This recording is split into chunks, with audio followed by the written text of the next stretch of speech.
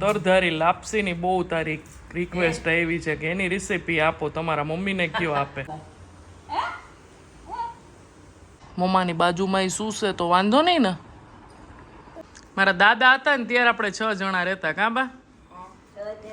હા ચાલો મોરબી આવી એટલે ખરીદી તો કરવી જ પડે. આ વખતે કપડાની નથી પણ મારે થોડીક વાસણની કરવાની જ ખરીદી. તમારા બીજા કાંઈ પણ ક્વેશ્ચન હોય તો આ બ્લોગમાં નીચે કમેન્ટ કરીને કહેજો. મમ્મી ટેસ્ટ કરે છે સાંભાર ચટણી ને ઈડલી.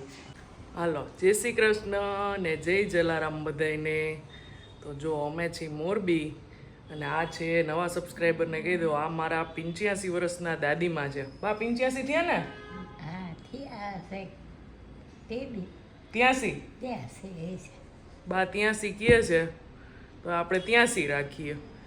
તે દિવસે વ્લોગ બનાવ્યો ને તે દિવસે કાંઈ બા સાથે વાત થઈ નહોતી કારણ કે આખો મેરેજનો જ હતો. પ્લસમાં છે ને બધા બહુ થાકી ગયા હતા. લગ્નનો થાક ઉતરી ગયો બા? હવે ઉતરો બા ને કારણ કે બધા ગેસ્ટ હતા. કુટુંબના અમારા લગ્ન હતા. મારા પપ્પાના કાકાનો દીકરો થાય એની દીકરીના હતા એટલે કુટુંબમાં જ લગ્ન કહેવાય. એટલે બધી તૈયારી હોય. બધા ગેસ્ટ દૂરથી જાન હતી એટલે અહીંયા નાવા ધોવાનું બધું આવ્યા હતા એટલે એ બધી તૈયારી હોય બરાબર. એટલે બાને બહુ થાક લઈ ગયો હતો. બા આવ્યા હતા કુટુંબના લગ્ન હતા ને એટલે હવે થાક ઉતરી ગયો છે કાં બા. બા અત્યારમાં બેઠા બેઠા માળા કરે છે. બા આખો દિવસ ભગવાનનું નામ લેતા હોય બેઠા બેઠા અને હજી ઓલમોસ્ટ બધું કામ બા કરી શકે છે. તોય બાને અફસોસ છે કાં બા કે હું આ કામ નથી કરી શકતી. હાલીને ક્યાંક જવાનું હોય ને તો બા ન જઈ શકે ને તો બાને હજી અફસોસ છે બોલો. એટલે એવું છે. પછી મમ્મી આવે ને પછી મમ્મી યારે મળાવું તમને. પપ્પાના રૂમમાં આવી ગઈ છું. મારે વોઇસ ઓવર આપવો છે. જો અમારા ઘરમાં બધાને આવી રીતે દીપકને મને બધાને અંધારું જોઈએ. મમ્મીને ને એ લોકોને છે ને આવા લાઇટ કલરના પડદા છે તો મમ્મી એની ઉપર આવું ડાર્ક કલરનો બેડશીટ રાખી દે એટલે છે ને જરાય રૂમમાં અંજવાળું ન પડે. અમને બધાને એવી ટેવ છે. 11 થયા છે. યાબેન અમારે ઉઠી ગયા છે. જય શ્રી કૃષ્ણ જય જલારામ. ઊંઘ આવી ગઈ હતી બેટા કે જાગતો તો મારો દીકરો? આવી ગઈ હતી તો સારું લે. જય શ્રી કૃષ્ણ જય જલારામ મમ્મી. જય શ્રી કૃષ્ણ જય જલારામ. જો તે દિવસે તારો વિડીયો નહોતો લેવાનો પણ તરધારી લાપસીની બહુ તારી રિક્વેસ્ટ આવી છે કે એની રેસિપી આપો. તમારા મમ્મીને કયો આપે. મેં તો આપશું બનાવશું એક બે દિવસમાં. લગ્નનો થાક ઉતરી ગયો? હા આજે સારું લાગે છે. કુટુંબમાં હોય ને એટલે વધારે આપણે છેક સુધી રોકાવું પડે ને. છેલ્લેથી છેલ્લે સુધી રહેવું પડે. 7 સાડા 7 કેમ આવ્યા ને તમે તે દિવસે? પછી વિદાય થઈ ગઈ ને યંજલની પછી આવ્યા.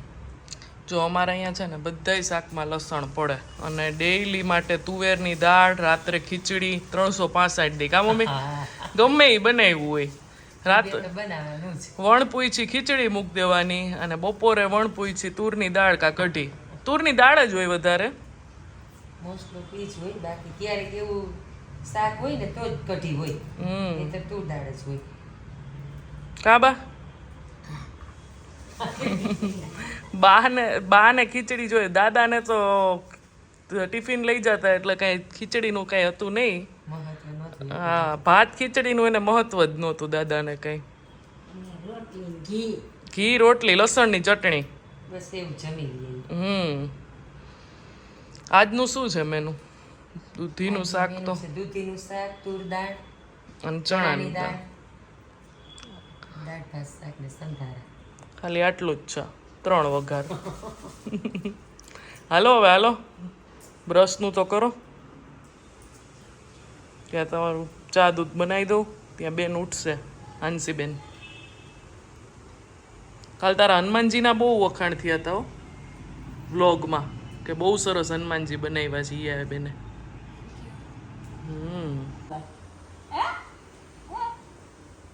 કેવો જોવે છે જરાક રોતો તો મેં શ્રીરામ જયરામ કર્યું ને શ્રીરામ જય રામ થી તરત શાંત થઈ ગયો. જો આપણે અહીંયા આવવાનું આ મેઇન રીઝન આ વ્યક્તિ છે. હા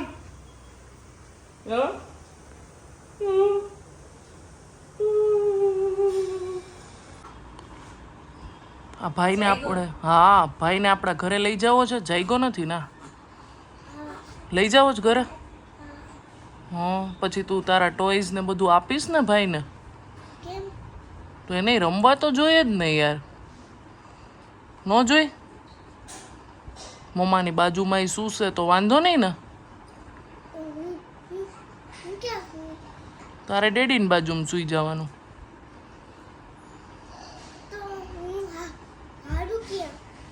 હાલું ક્યાં એમ. જો આવ્યા અમારા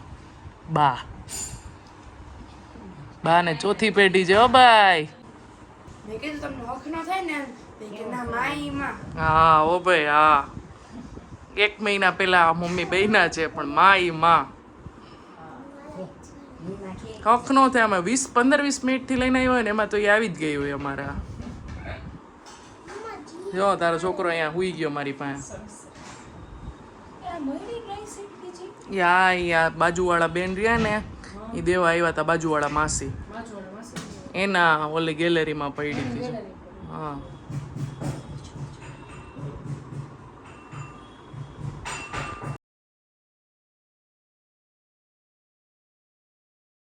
અમે જમી લઈએ ને એટલે બા કપડાનો ખડકલો લઈને બેહી જાય. કાબા જો લઈને બેહી ગયા જ. અત્યારે તેમાં અમે 6 જણા. મારા દાદા હતા ને ત્યારે આપણે 6 જણા રહેતા. કાબા હા અત્યારે ભાઈ જોબ કરવા વયો ગયો અને દાદા નથી એટલે એની બદલે અમે 3 જણા છીએ. ને હિયા બેનારી અમારે એને નેલ્સ કર્યા છે, ચોટાડ્યા છે. કા જો ઓકે. ક્યાં ગઈ હતી તું? સામે હતી હે? બોલો. મેં ક્યાં તારો ફોટો પાડ્યો? બાનો ફોટો પાડું? એનોય પાડી લીધો ફોટો. તારો પાડું તો આનો પાડું. ઓકે હાલો ચલો. આંશીબેન છે ને નાની પાસે નેલ પોલિશ કરાવે છે. તો કોની નેલ પોલિશ લઈ આવી તું? ક્યાં માસીની? નિધિ માસીની. ક્યાં બતાવો જોઈએ. વાહ સરસ. જો હિયા બેને મહેંદી મૂકી છે એના હાથમાં.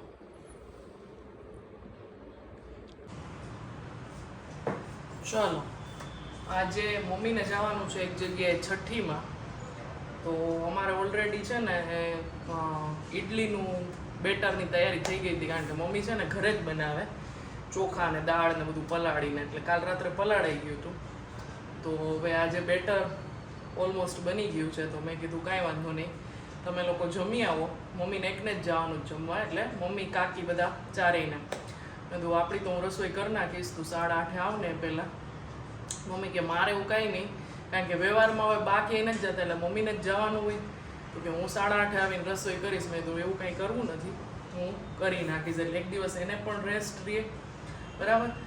તો સાંભાર બનાવી નાખું. સાંભાર આમે મારે જ બનાવવાનું હતું કારણ કે અહીંયા આવું ને એટલે પપ્પા એમ કે તું બનાવ એમ. અને ઘણા બધા ક્વેશ્ચન આવે છે મારા પિયરને લગતા. તો તમારા બીજા કાંઈ પણ ક્વેશ્ચન હોય તો આ વ્લોગમાં નીચે કમેન્ટ કરીને કહેજો. તો આપણે નેક્સ્ટ વ્લોગમાં એના આન્સર આપશું. બરાબર. તો ચલો સાંભાર બનાવી લઉં હું. અને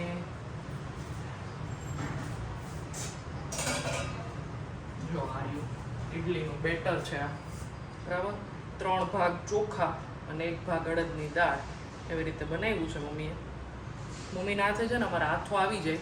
બાકી આપણે સવારમાં વહેલું પીસવું પડે. મમ્મીએ તો બપોરે પીસવું છે. એના હાથે ઢોકળા ઇડલી બધાયનો હાથો મમ્મીના હાથે આવી જાય. ચલો ફટાફટ સાંભાર બનાવી લઉં. ચટણી તો મેં બપોરે જ બનાવી લીધી છે, વઘાર જ બાકી છે. જો એકદમ મસ્ત છે.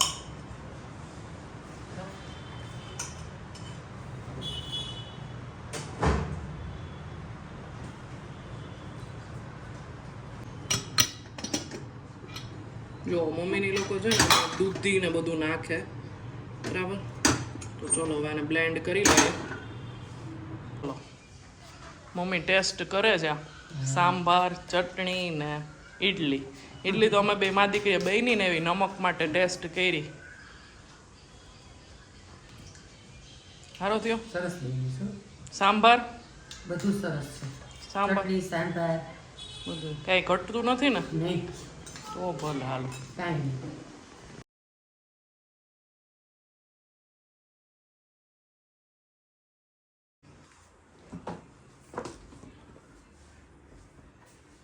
ચલો આપણે ખરીદી થઈ ગઈ છે.